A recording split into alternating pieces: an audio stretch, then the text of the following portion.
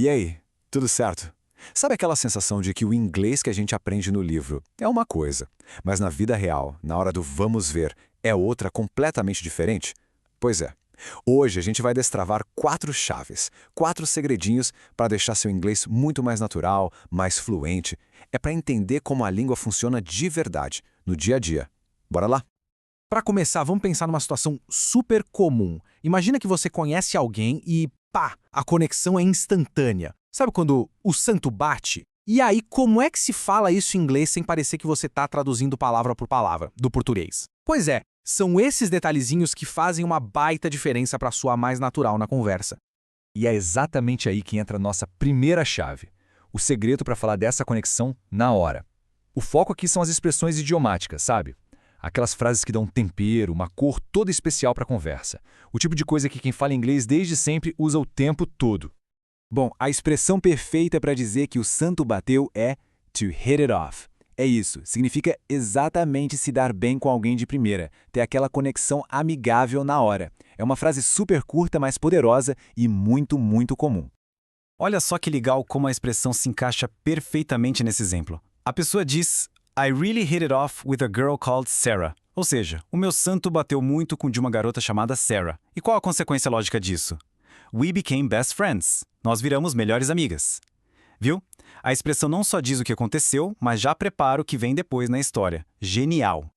Ok, vamos para a nossa segunda chave, então. Agora a gente vai falar de uma espécie de regra secreta, uma coisa que todo nativo usa sem nem pensar, mas que pra gente que tá aprendendo, às vezes dá um nó na cabeça. Vamos falar dos famosos verbos modais. E o segredo, olha, é muito mais simples do que parece. É o seguinte, depois de um verbo modal, o verbo que vem logo em seguida fica sempre na sua forma original, na forma base, sem S, sem ing, sem conjugação nenhuma, limpinho. É uma regra de ouro que, sério, simplifica a vida. Então, a fórmula é sempre essa, não tem erro. Primeiro vem o verbo modal, tipo wouldn't ou can't. Logo depois vem o verbo principal na sua forma mais básica, tipo buy ou go. E pronto, a frase está certinha. É uma estrutura super lógica, dá para prever sempre. E esse exemplo aqui mostra isso na prática. Olha só a frase. They wouldn't buy. Como wouldn't é um modal, o verbo que vem depois tem que ser buy, na forma base. Muita gente se confunde e fala wouldn't bought, mas está errado. Com essa regrinha na cabeça, fica moleza acertar. E claro, essa regra não vale só para o would, viu? Ela funciona para toda essa galera de verbos modais que está aí na tela. Can, could, may, might, must. Todos eles, sem exceção, seguem a mesmíssima lógica. Não importa qual deles você usar, o verbo seguinte vai estar sempre na forma base. Pegou o padrão? Então já sabe usar com todos eles. Partindo para a nossa terceira chave, agora a gente vai ver como descrever uma cena inteira. Sabe, como contar duas coisas que estavam acontecendo ao mesmo tempo lá no passado. Isso deixa qualquer história muito mais rica, com muito mais vida. Repara só como a tela está dividida em duas. De um lado, a gente tem uma ação rolando while the boss was shouting, ou seja, enquanto o chefe estava gritando. E do outro lado, acontecendo no mesmo instante, Anna was just standing by my desk, ou seja, a Ana estava lá parada do lado da minha mesa. Dá para imaginar a cena direitinho, né?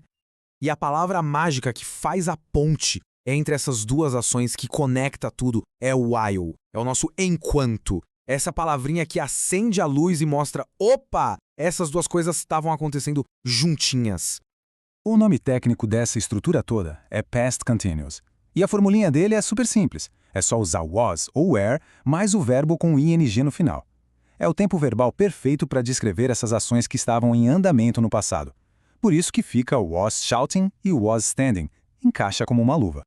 E chegamos na quarta e última chave e olha, essa aqui talvez seja a mais poderosa de todas. É a ideia de que, muitas vezes, o inglês é menos sobre decorar regras e mais sobre ser um detetive, sobre usar a lógica. É entender que o contexto te dá a resposta. Essa tabela aqui deixa isso super claro. Pensa comigo. Se tem um snow day, ou seja, um dia de neve que cancela as aulas, qual a consequência lógica para as estradas? Elas ficam ice, com gelo, certo? Não tem como ser outra coisa. Ou, se alguém rouba lojas, o que é mais provável de acontecer? A pessoa ser pega pela a polícia. A resposta certa é sempre a que faz mais sentido na história. Então a grande sacada é essa. Nem sempre a gente precisa saber de cor todas as regras gramaticais do universo. Muitas vezes o segredo é só parar um pouquinho, ler a situação e usar a boa e velha lógica. A resposta certa é simplesmente a peça que falta no quebra-cabeça, a que faz a história ter sentido. Isso tudo deixa uma pergunta no ar, né? Para realmente dominar o inglês, o que pesa mais? Decorar a gramática ou usar a lógica do contexto? Talvez a resposta de verdade esteja no meio do caminho, em saber como essas duas coisas dançam juntas para criar uma comunicação que funciona de verdade. O que vocês acham, hein?